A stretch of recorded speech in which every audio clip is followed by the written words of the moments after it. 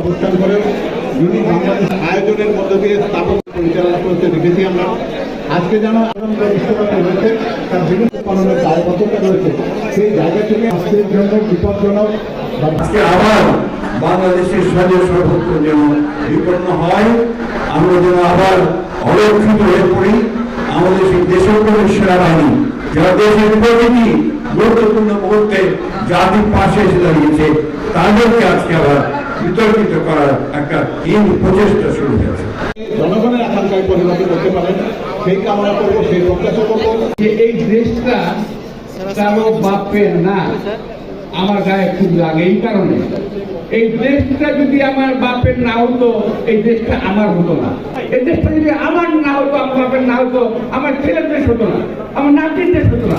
সুতরাং এই কথা যারা বলেন ওরা সাবধানে বলবেন।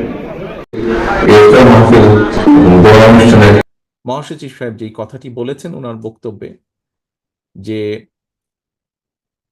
কোথাও কিছু একটা কেউ হয়তো করার চেষ্টা করছে।